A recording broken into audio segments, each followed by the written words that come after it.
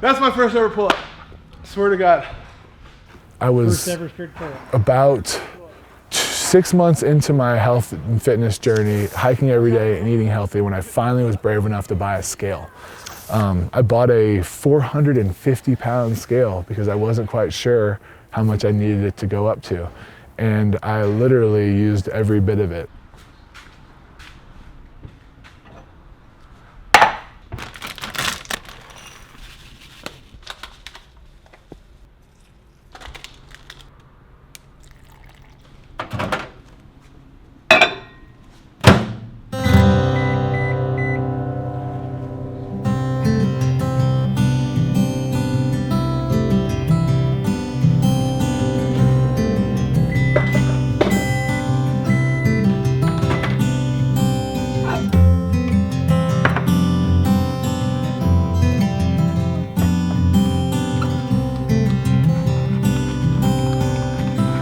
There's a lot of stories inside of this thing that are brand new to me, and I think as an adult you can metaphorically take a lot out of them and apply them to your life. And whether you read the whole Bible front to back or whether you read just a couple chapters, there's always a really cool message in there, you know, that sure opens my eyes to things.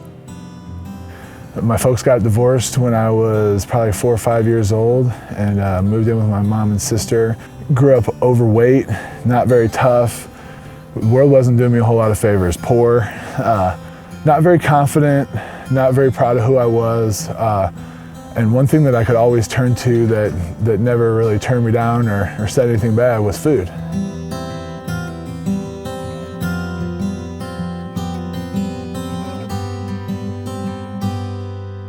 Being obese, you had to have something to bring to the table for kids, because kids are tough, man. Kids are mean. And so I used my personality and tried to be a bright light in people's lives, and tried to relentlessly give in hopes to one day receive.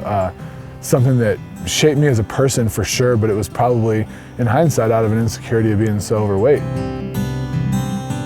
You know, girls weren't really interested in me. Again, food was. And so I just kept turning to it. You know, my friends would go out and drink beer and go home with their girlfriends, and I'd go home and eat food. And it was just something that, you know, became a pattern in my life that became so cyclical and so ingrained in my brain that it was just how I thought and lived, all the way to a psychological addiction. Didn't really understand that or realize that until very recently in my life, but back then, completely, fully psychologically addicted to food. I was kind of at a rock bottom moment because it was starting to really get to me. Like, I was having a hard time tying my shoes. I had to use the extension belt on an airplane. Ironically, I had been in denial up to that point in thoughts that the world was just getting smaller or clothes were just the wrong sizes. I was a 4X tall. At that point, I was a 54-inch waist. I was eating one of my normal 2,000 to 3,000 calorie meals that I would have 3 to 4 times a day. And I couldn't think of any decadent food, like I was saying. I couldn't think of one meal that would ignite my interest, something that would make me, oh, yummy, delicious. I literally burnt myself out on every type of junk food and every type of comfort food I could think of.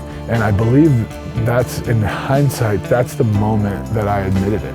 I said to myself, wow, if you can't think of one fat food, one bad, yummy comfort food to make yourself feel happy, then we're at a problem here. And I literally thought, maybe I should try vegetables. I went to my wife at the time and said, Gretchen, I'd like to try and be healthy. And she was like, cool, let's do it. Come on, buddy. Come on, buddy. 2 years ago, I walked into this gym and was absolutely terrified of the thought of doing CrossFit. About a year before, I saw Froning win his last games on TV on ESPN, and was like, holy shit. And within even a month, dude, I was already starting to be like, all right, dude, there's something going on here. I could tell, just the community was different. Being an old athlete and having a group of people to suffer with is huge, dude. I was 450 in 2011, and then I started losing weight, and by 2013, I was 325, but then by 2015 or 14, I crept back up to 375. And thank God for CrossFit, no joke. Like, I walked in the door and they were doing burpees the very first day when it was a free workout. I was horrified. Total badass room full of people doing burpees, and I was like, get me the fuck out of here.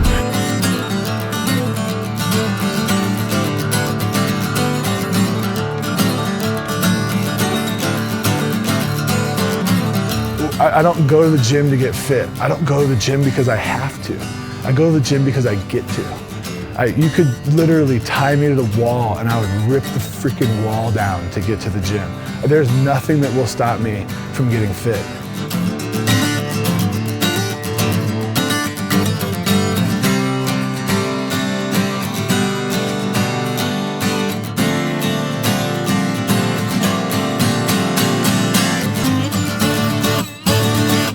All right, Mr. Bickel. Yes. What do you do for a living? What do I do for a living?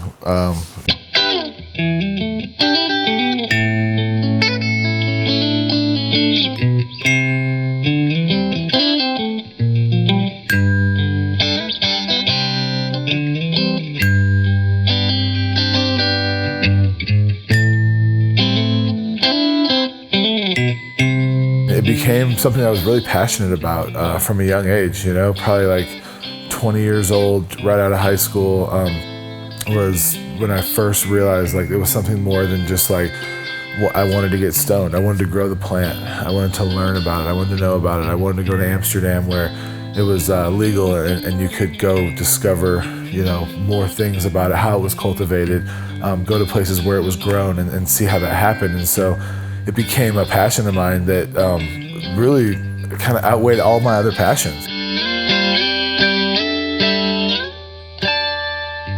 With the newer facilities, I'm going to go in and design a new facility, help the architects and the contractors build the most efficient way. We're going to look at workflow and production.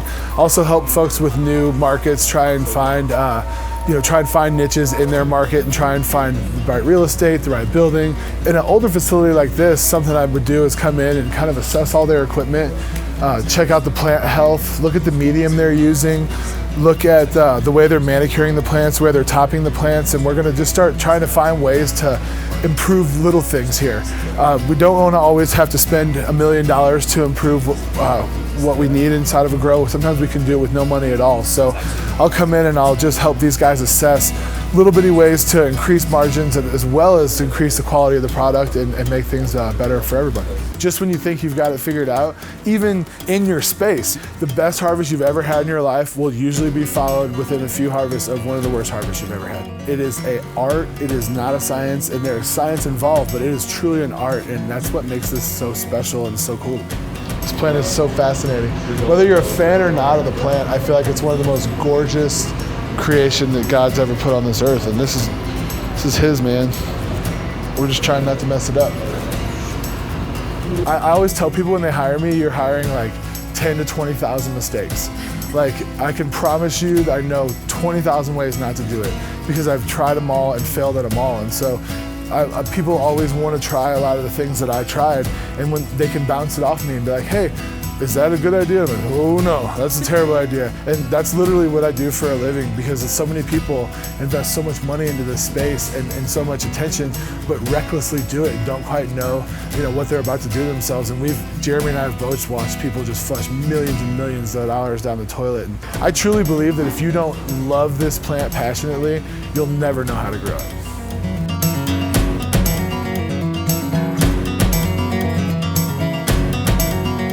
And then it gets sold in the store and you smoke it. Yeah. The end. The end. Bye.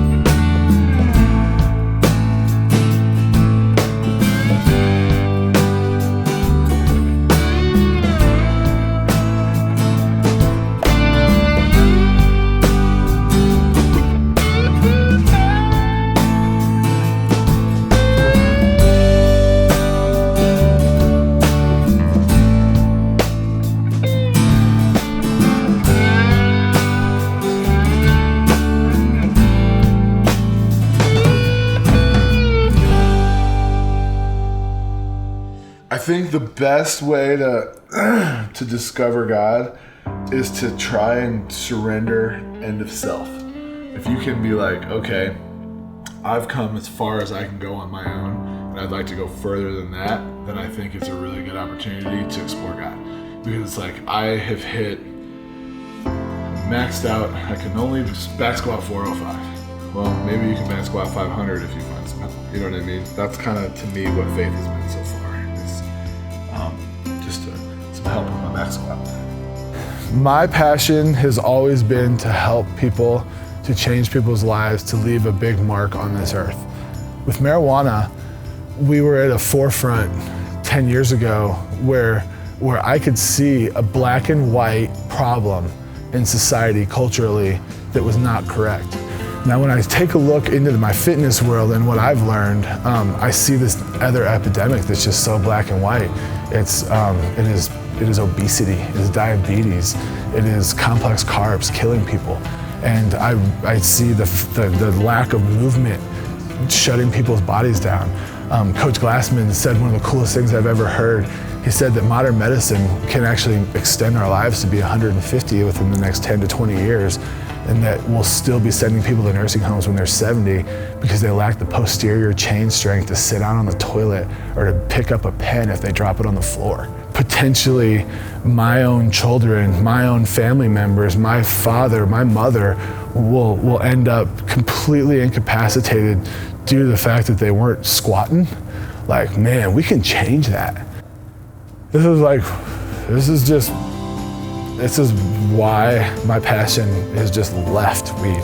Man, I was so successful in weed as far as relaying my passion and explaining my thoughts and my reasoning to people. And I don't know a tenth of what I've learned through this journey. You know what I mean? And I never suffered in the weed industry. I never lost over and over and over. It was all just a climb, a gain. This has been an ass kicking for 37 years. That's like I'm finally getting on top of right now for the first time ever, and got a little momentum, and I've got a bunch of cool people behind me, and we're gonna see how far we can go with it.